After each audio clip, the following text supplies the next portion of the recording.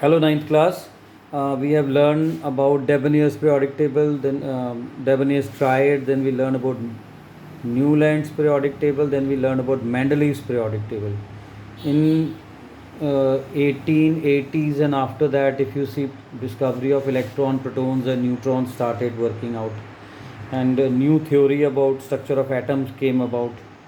So in 1913 till all these discoveries were made about subatomic particles, another unit came up which was given by H.G.J. Moseley. By X-ray analysis, he showed that atomic number is a fundamental property instead of atomic weight. Because we have seen in hydrogen, there are three different weight hydrogen is having. Protium is having atomic weight 1, deuterium is having 2, tritium is having 3. So that is why Mendeleev was not able to explain. So Moseley said, why taking atomic weight as a periodic property? Why don't we take atomic number? Because atomic number is a unique number. It is equal to number of protons in the nucleus, and number of protons in the nucleus does not change during any chemical reaction. So atomic number is taken as a fundamental property, and on that basis a modern periodic table was discovered and was given. So a new law came in known as modern periodic law. It states that physical and chemical properties of element are the periodic function of their atomic number.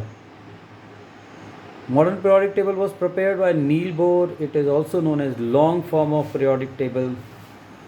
It is based upon modern periodic law. Modern periodic table is a table or a chart in which various elements have been arranged in order of their increasing atomic number, such that elements having similar properties occur in same vertical columns called groups.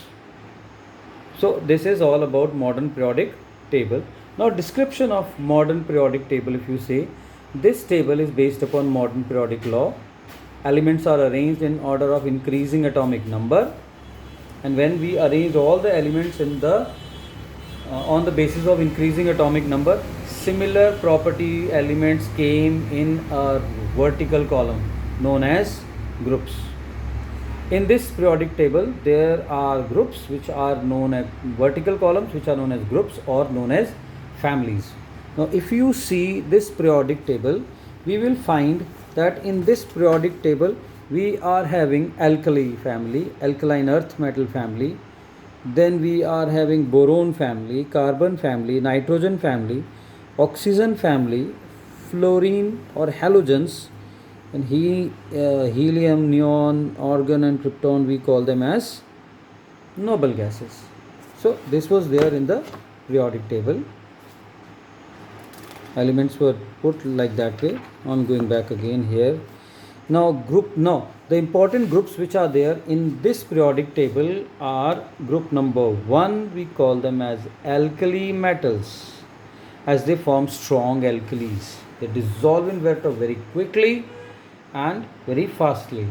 Group 2 elements are known as alkaline earth metal.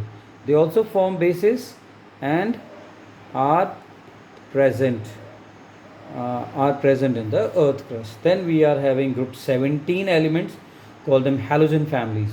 These elements form acids when they are reacting or combining with hydrogen, and salt when they are combined with metals. When they combine with hydrogen they form acid, and when they are combining with metals they are forming salts. We call them salt maker also, halogens. Group 18 elements are known as noble gases, as they do not react with anyone. There are elements of group 1, 2, 13, 14, 15, 16, 17. We call them main group elements or normal elements or typical elements or representative elements. Now the element of group 3 to 13 are known as transition elements. You have to study this keeping a periodic table in front. And there are 7 horizontal rows known as periods. First period is having 2 elements, hydrogen and helium, with atomic number 1 and 2. It is the shortest period. Second period has 8 elements having atomic number from 3 to 10. It is a short period and are also known as bridge elements. Third period has the elements, 8 element again, having atomic number 11 to 18. It is also known as short period. The elements are known as typical or representative element. Fourth period is having 18 elements, atomic number 9 to 36. It is a long form of period, long period. It's a long period. Then fifth period again consists of 18 elements. Again it is known as long period, starting from atomic number 37 to 54. Sixth period has 32 elements, having atomic number 55 to 86 and is known as longest period. Seventh period is again having 32 elements, atomic number 87 and onwards. It is known as incomplete period because many of the elements in this group are still in research.